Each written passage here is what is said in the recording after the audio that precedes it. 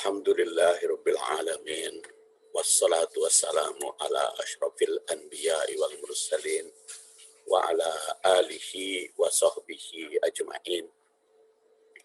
Amma ba'du fa ya ibadallah usikum wa iyaya bittaqwallah fa innal jannata uiddat lil muslimin. Qala ta'ala fil Qur'anil Karim a'udzu billahi minasy syaithanir rajim. Ya ayyuhalladzina amanu taqullaha haqqa tuqatih wa la tamutunna illa wa antum muslimun. Kaum muslimin rahimakumullah, kita jumpa lagi dalam kajian ilmu hadis. Sekarang nomor 19 seri A. Nomor 19 seri A, yaitu perlunya dialog di dalam meneliti hadis, perlunya dialog dengan berbagai keahlian di dalam meneliti hadis. Kenapa dialog itu penting? Karena setiap orang di dalam kenyataannya, ya, selain memiliki keahlian dalam bidang tertentu, pasti dia punya kelemahan dalam bidang yang lain. Jadi tidak ada manusia yang ahli dalam segala hal. Jadi yang ahli dalam segala hal atau mumpuni dalam segala hal itu tidak mungkin ada manusia tersebut. Jadi kalau dia punya keunggulan dalam satu bidang, maka dia punya keunggulan di bidang lain. Di sini ya perlunya dialog antara sesama keahlian agar tukar pikiran, saling mengisi kelemahannya masing-masing, saling menginformasikan satu sama lain. Dan memang Allah Subhanahu wa taala menandaskan di dalam firman-Nya, "Qul kullu ya'malu ala syakilatih, farabbukum a'lamu biman huwa ahda sabila." Katakanlah olehmu bahwa segalanya itu beramal sesuai dengan syakil, sesuai dengan kemampuan masing-masing. Farabbukum a'lamu biman huwa ahda sabila. Dan Allah Subhanahu wa taala yang Maha tahu siapa yang paling mendapat petunjuk sehingga mendapatkan jalan yang lurus, sehingga mendapatkan jalan sesuai dengan petunjuk tersebut. Hanya Allah yang Maha tahu. Jadi ya manusia secara lahiriahnya bisa, oh ini sudah mendapat hidayah karena ada perubahan sikap, oh ini sudah mendapat hidayah karena ada perubahan pendirian, atau ada perubahan pandangan sehingga ketika dikomentar nampak sekali pandangannya sesuai dengan syariah, yaitu mendapat petunjuk, itu tahu. Tapi ahda sabila, yang paling mendapat petunjuk hanya Allah Subhanahu wa taala yang tahu. Apalagi manusia itu kan tidak mengetahui hakikat dalam-dalamnya, ya. Yang diketahui itu kan lahiriah manusia itu. Lahiriahnya belaka, kalau dalam-dalamnya tidak diketahui. Jadi Al-Quran surat Al-Isra atau surat 17 ayat 84 ini mengisyaratkan bahwa manusia beramal itu sesuai dengan skill, sesuai dengan keahlian, sesuai dengan kemampuan masing-masing. Jadi berarti setiap manusia itu punya keahlian di bidangnya. Jadi tidak mungkin manusia itu bodoh di dalam segala hal. Jadi dia pasti punya keahlian masing-masing. Termasuk juga yang kekurangan, yang distabilitas. Ya, ternyata ketika dia berkarya ada manfaatnya. Yang ternyata apakah itu yang tunadaksa, apakah yang tunanetra, apakah itu yang tunawisma, atau apa itu yang tuna yang lain, ternyata mereka bisa berkarya. Jadi berarti manusia itu punya keahlian masing-masing, dan itu bisa beramal dengan keahlian, dengan kemampuan masing-masing tersebut. Namun yang maha tahu tentu saja hanya Allah Subhanahu wa Ta'ala terhadap siapa yang mendapat petunjuk sebenarnya. Tegasnya, siapa yang tepat keahliannya sesuai dengan hidayah, tidak ada yang tahu kecuali hanya Allah Subhanahu wa Ta'ala yang maha tahu itu. Namun di samping punya keahlian, manusia itu sebenarnya punya kelemahan. Kenapa punya kelemahan? Karena yang namanya ilmu didapat oleh manusia itu pasti ada keterbatasan. Jadi tidak mungkin memiliki kemampuan, keahlian dalam segala hal. Pasti ada kekurangan. Dan yang paling kurang bagi semua manusia, ya urusan ruh, urusan hal yang gaib. Allah Subhanahu wa Ta'ala berfirman, yas'alunaka wa yas'alunaka anir roh. Mereka bertanya tentang ruh. Qulir roh min amri rabbi. Jawablah, urusan ruh itu urusan Tuhanku. Wa ma utitum minal ilmi illa qalila. Dan kamu itu tidak diberi ilmu kecuali sedikit. Jadi ayat ini menggariskan bahwa Quran surah 17 ayat 85 ini merupakan salah satu contoh dan menggariskan. Jadi tidak ada manusia itu yang memiliki kemampuan di dalam segala hal, itu ahli dalam bidangnya. Tapi dia punya keahlian, tapi dia punya kelemahan. Kalau dalam bidang kesehatan saja kita bicarakan, sekarang sudah dipisahkan ilmu kesehatan itu ada fakultas kedokteran, ada fakultas farmasi, apoteker, ada fakultas keperawatan, ada ya itu ya. Jadi kedokteran, farmasi, keperawatan ya. Mungkin nanti ada lagi ya dalam bidang kesehatannya masuk kepada psikologi klinis dan sebagainya.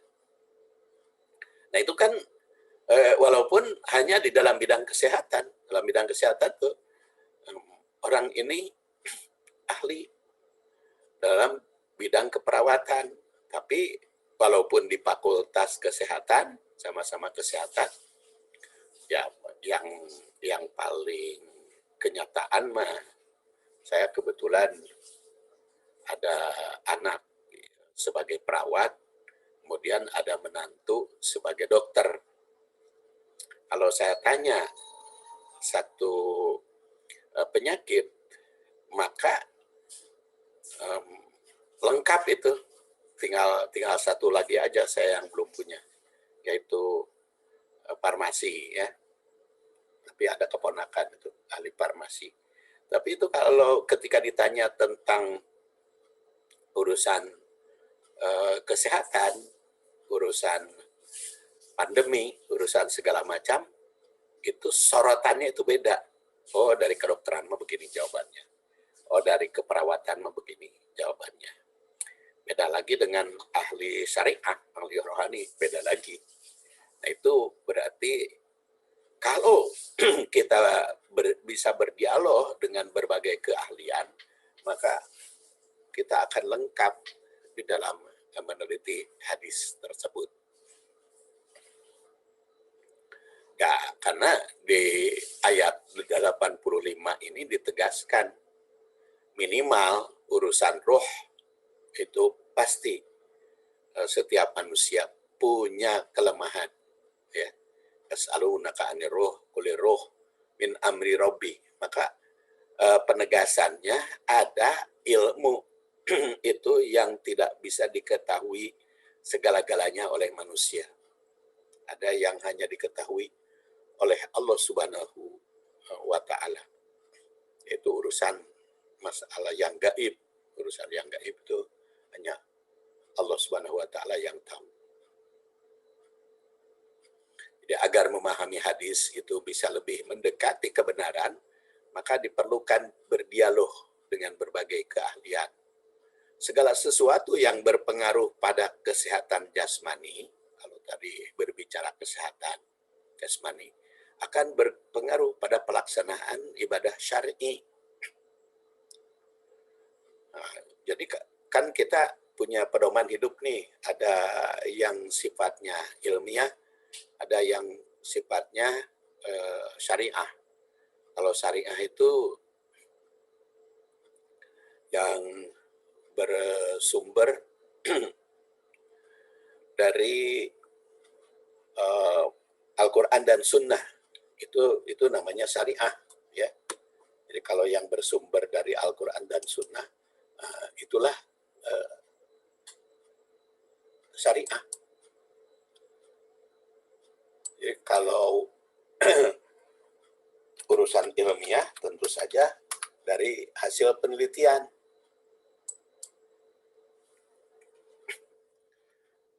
Ya, kalau urusan apa namanya urusan ilmiah itu. Dan segala sesuatu yang berpengaruh pada kesehatan jasmani akan berpengaruh pada pelaksanaan ibadah syar'i. Dalam pelaksanaan ibadah syariah itu, ibadah sholat yang sangat ritual, itu caranya dipengaruhi oleh kesehatan jasmani. Nah, bagaimana supaya memahami suatu aturan ibadah tersebut pas diketahui sebenarnya sesuai dengan aturan? Maka urusan syariahnya harus berdialog dengan ahli Al-Quran dan hadis. Tapi urusan kesehatannya jasmani harus berdialog, berdiskusi dengan ahli kesehatan jasmani. Bukankah wudhu? Wudhu juga diganti dengan tayamum dikala sakit. Nah, siapa yang lebih tahu di bidang penyakit kalau bukan ahli? Sholat yang harus berdiri, itu bisa duduk atau berbaring jika badan menderita.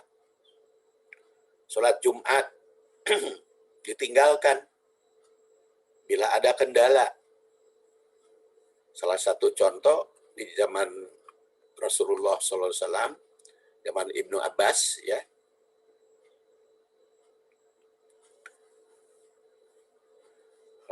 Ibnu Abbas itu pernah hadir di masjid, lalu ada muadzin. Maka Ibnu Abbas mengatakan, "Kul, katakan olehmu, sallu fi buyutikum, sholatlah di rumah-rumah kalian." Setelah syahadat, setelah asyhadu an la ilaha illallah, asyhadu anna Muhammadar Rasulullah, kepada muadzin itu adzan Jumat itu. Jadi ketika adzan Jumat, maka kata Ibnu Abbas, katakan sallu fi buyutikum, salatlah di rumah-rumahmu.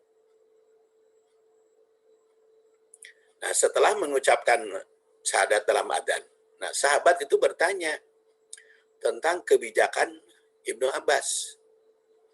Lalu beliau bersabda, fa'alahu man huwa khairun minni. Innal jum'ata azmatun wa inni karihtu an ukhrijakum fatamshuna fitin wadahat. Ini pernah terjadi, dilakukan oleh orang yang lebih mulia dariku. Orang yang lebih mulia dariku. Siapa lebih mulia dari Ibnu Abbas? Yang dimaksud oleh Ibnu Abbas adalah Rasulullah SAW sendiri. Kata Ibnu Abbas, ini sudah dilakukan di zaman Rasulullah. Jadi, kenapa?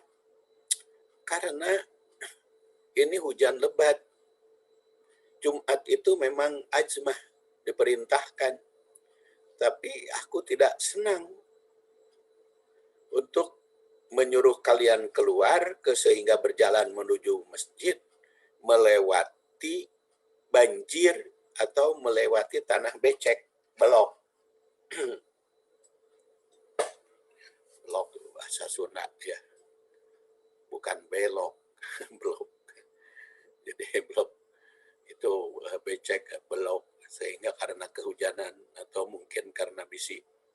Kalau kehujanan makan walaupun pakai payung keanginan, kena bersin-bersin dan sebagainya. Jadi hadis ini jelas memerintah agar umat menjaga kesehatan dirinya.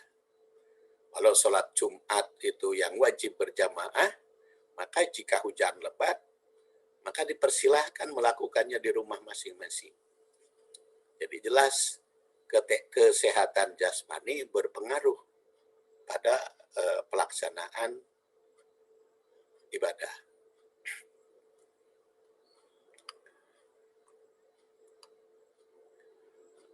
Saum umpamanya telah difardukan kan kepada setiap mukmin tepat waktu. Karena ditandaskan di dalam ayat itu, ya ayyuhalladzina amanu kutiba alaikumussyam kama kutiba alal ladzina min qablikum la'allakum tattaqun. Wahai orang-orang yang beriman, telah dipadukan kepada kalian ibadah saum sebagaimana telah dipadukan kepada umat terdahulu. La'allakum tattaqun, mudah-mudahan kalian bertakwa. Dan tegaskan kapan itu saum. Maka di situ dikatakan saum itu adalah ayyamam ma'dudat, yaitu pada waktu tertentu.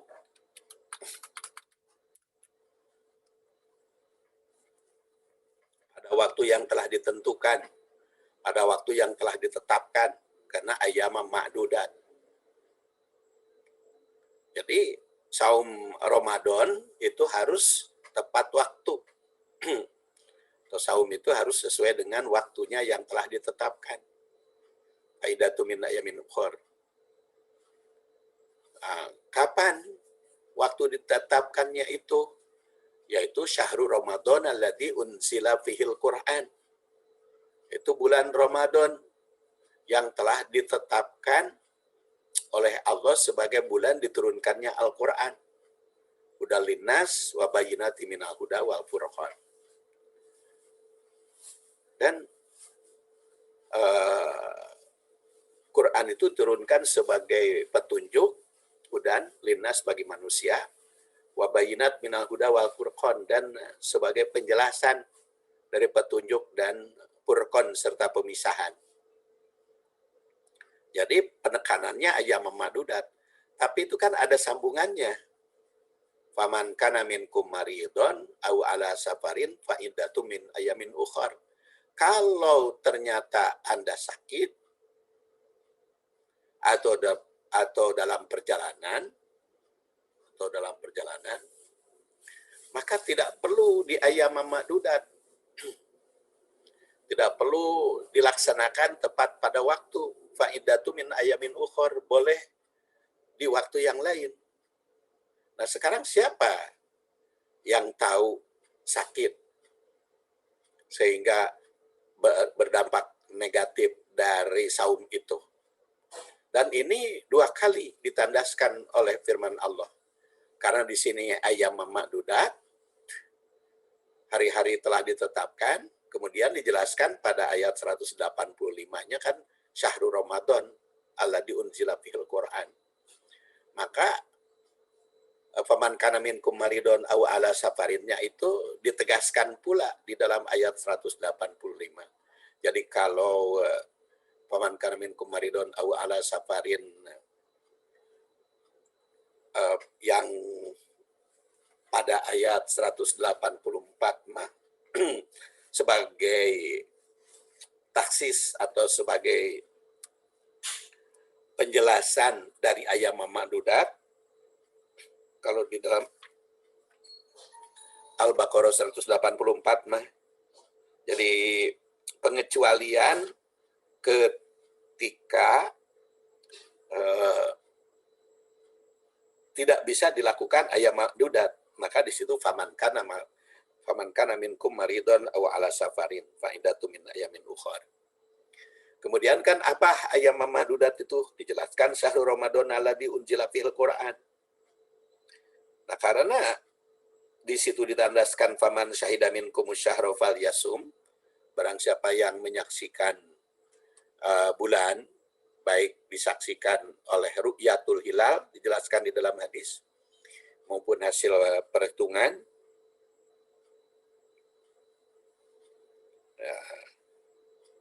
faman syahida minkum syahra falyasum, maka di sini juga dikatakan waman kana maridon au ala safarin. Jadi kalau pada ayat ma'dudat ma faman kana minkum maridon au ala safarin, tapi kalau pada ayat 185 waman kana maridon. Karena apa? Karena merujuknya faman syahida minkum syahra. Syahida itu ya barang siapa yang menyaksikan bulan Ramadan ternyata dalam keadaan sakit, dalam keadaan safar, dalam keadaan bepergian, maka diganti yang lalu. Jadi ayat ma'dudat bisa dilanggar, syahrul Ramadan bisa dilanggar bagi yang sakit dan perjalanan. Nah persoalannya, sakit apa yang boleh meninggalkan saum? Dan perjalanan bagaimana yang meninggalkan saum, yang berbahaya kalau saum? Itu kan harus ahlinya. Tapi kan ada sumu tasihu. Saumlah, pasti kalian sehat. Memang hadis ini sempat bertanya-tanya bagi saya. Kok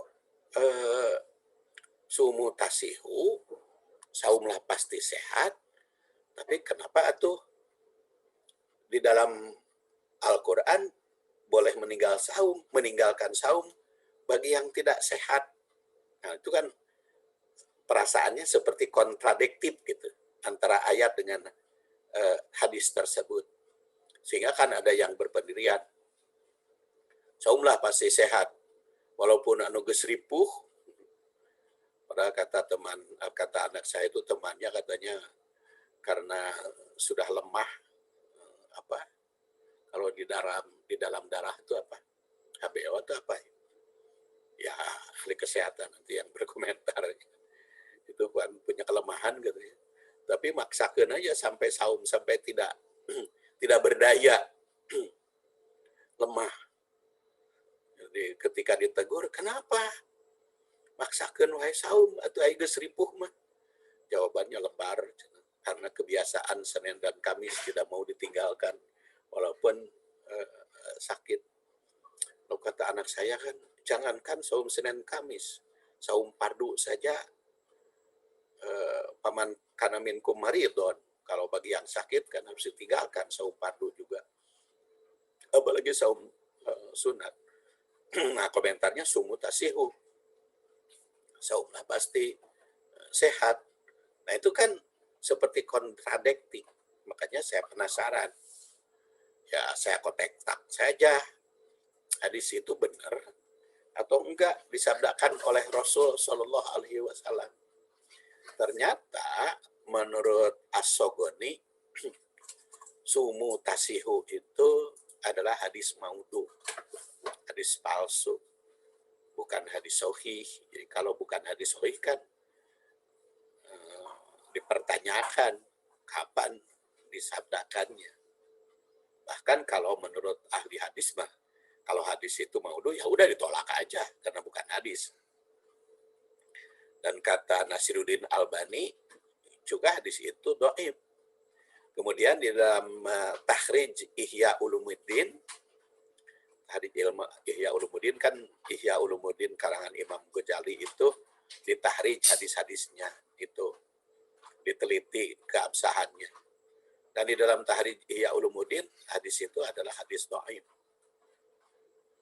Jadi jelas sumu tasihu, saumlah pasti sehat, itu adalah hadis dhaif.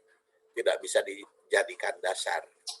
Nah, persoalannya siapa yang sakit akibat saum itu? Siapa pula yang sehat kalau ada yang sehat dengan saum itu?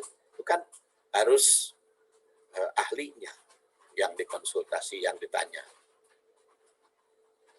Jadi memang kita pahami kalau semua saum itu sehat, mana mungkin Quran membolehkan buka di kala sakit. Berarti ayat Al-Baqarah 184 185 ini mengisyaratkan ada saum yang menimbulkan sakit. Maka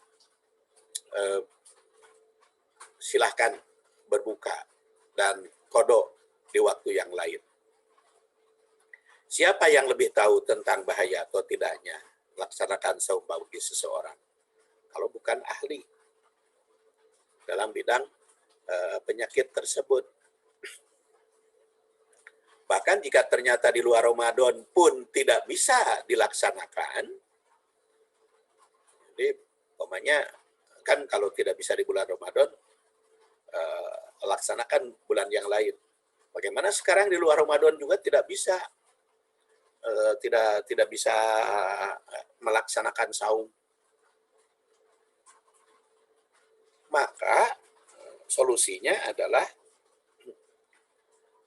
fidyatun ta'amu miskin. Fidyah, yaitu dengan memberi makan orang miskin. Terutama banyak ditemukan kan orang-orang yang berusia lanjut. Yang dimaksud dengan berusia lanjut itu macam-macam. Ada yang sudah berusia 60 ke atas, ada yang mengatakan 65, ada juga yang mengatakan 70. Kalau yang mengatakan 65 usia lanjut, berarti saya sudah usia lanjut ya. Karena sudah di atas 65. Berarti saya sudah berusia lanjut. Nah, kalau ternyata karena usia lanjut yang tidak bisa mengkodok di luar Ramadan, maka fidyatun ta'amu miskin, tidak perlu saum seumur-umur juga. Fidyah saja, memberi makan orang-orang miskin. Oleh karena itu, ayat 184 dengan ayat 185 saling menafsirkan. Dan fa'idatu min ayamin ukhor itu bagi yang bisa mengkodok. Ukurannya mana? Ya itu ukurannya tahun tersebut. Yang tidak bisa mengkodoknya itu karena penyakit atau karena perjalanan terus-menerus. Kan ada itu orang, jadi setiap saat, setiap bulan dia bepergian. Jadi dinasnya itu di luar terus, kesibukan. Ya, salah satu contoh pemainnya juga ada tukang pikul atau supir, ya, ada tukang beca yang mengeluarkan tenaga setiap hari. Supir yang sehari-harinya dia bepergian jadi musafir, dan kalau tidak nyupir maka nafkahnya tidak dapat karena PNS, ya, itu pencari nafkah serabutan. Jadi kalau kerja saja dia dapat duit, kalau tidak ada yang memberikan lapangan kerja tidak dapat duit. Itu kan terus menerus itu. Jadi tidak ada bulan Ramadan, tidak ada luar Ramadan, semuanya nggak bekerja. Atau si tukang emang beca yang harus mengeluarkan tenaga. Kalau dengan saum lunglai. Atau tukang batu, tukang pikul, tukang gali pasir, tukang tambang emas, tambang perak, timah. Itu kan kerja berat terus menerus. Nah, kapan dia bisa mengkodok? Nah, maka itu fidyatun ta'amu miskin. Dan siapa yang menilai itu? Ahli di bidang tersebut. Walaupun bagi yang punya kemampuan untuk saum, setelah diselidiki oleh tenaga ahli bahwa dia itu sudah bagus, sudah baik, wa antasumu khairul lakum in kuntum ta'lamun. Saumlah, dan itu lebih bagus bagimu. In kuntum ta'lamun, tapi di sini juga in kuntum ta'lamun, jika kalian mengetahui. Mengetahuinya dari mana? Ya, dari ahlinya.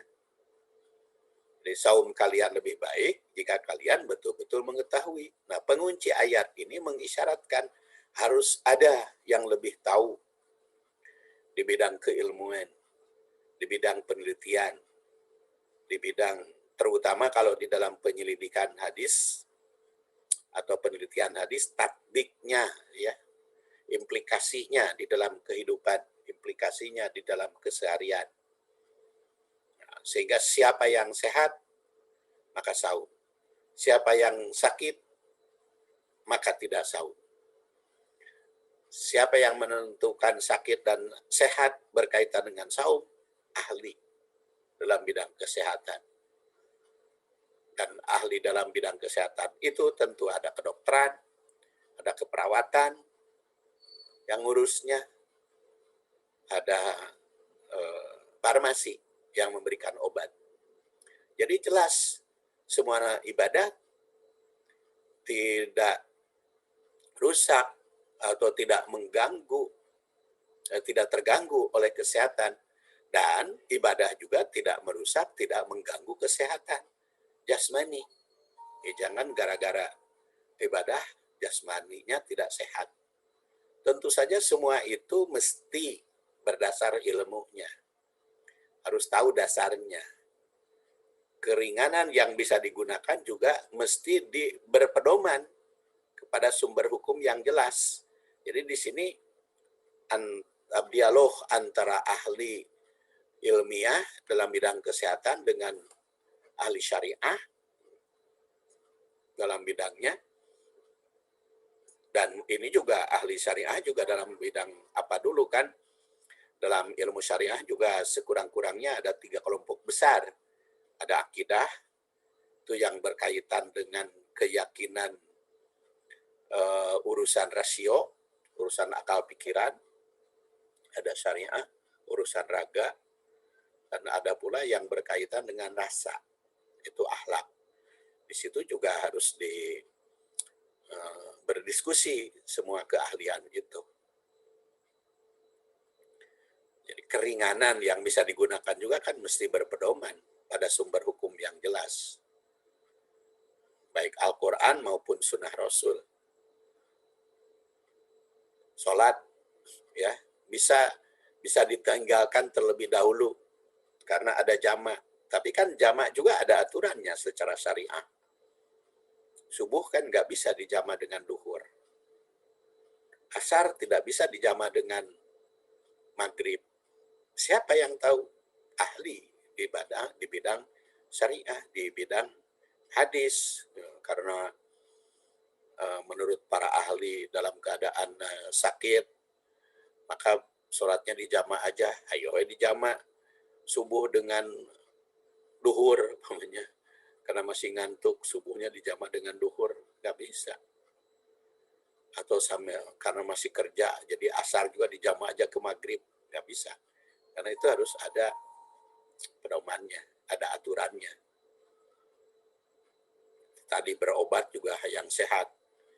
Berobatnya berapa tablet, berapa kapsul kalau makan obat. Kan farmasi itu yang menawarkan, ini dosisnya sekian. Maka perawat yang ngasihnya seperti apa, yang diagnosanya dokternya seperti apa. Nah, demikian pula kesehatan jasmani. Jadi kesehatan jasmani itu mesti tahu sakit apa yang menjadikan perubahan pelaksanaan ibadah tersebut antara dialog antara ibadah yang bersifat jasmani, ada yang bersifat ritual, ada juga yang bersifat sosial. Nah, bagaimana keharusan dan kewajiban berdialog tersebut itu tergariskan atau digariskan di dalam 2 ayat, yaitu surat Al-Hajj ayat 7 dan surat An-Nahl. Enak nama kalau membaca suratnya lebih dahulu nomor kecil ya. Surat An-Nahl ayat 43 dan surat Al-Anbiya, bukan Al-Hajj. Al-Anbiya ayat 7. Surat An-Nahl 43, wa ma arsalna, ulangi, wa ma arsalna min qablika illa rijalan nuhi ilaihim fas'alu ahla dzikri in kuntum la ta'lamun. Dan pada surat Al-Anbiya ayat 7, wa ma arsalna qablaka illa rijalan nuhi ilaihim fas'alu ahla dzikri in kuntum la ta'lamun. Kelihatan kan? Ada perbedaan redaksi. Kalau surat An-Nahl ayat 43, wa ma arsalna min qablika illa rijalan nuhi ilaihim. Sedangkan pada Al-Anbiya ayat 7, wa ma arsalna qablaka illa rijalan nuhi ilaihim. Allah itu tidak sembarangan kalau berfirman. Pasti itu ada maknanya yang perlu kita garis bawahi, perlu kita telaah maknanya. Jadi kalau tadi dikatakan betapa perlunya berdialog, karena memang Quran telah memberikan perintah hal tersebut. Tapi makna surat Al-Anbiya ayat 7 dan surat An-Nahl 43 saya akan soroti lebih mendalam pada kajian berikutnya. Subhanakallahumma wa bihamdik asyhadu an la ilaha illa anta astaghfiruka wa atubu ilaik. Walhamdulillah rabbil alamin. Wassalamu alaikum warahmatullahi wabarakatuh.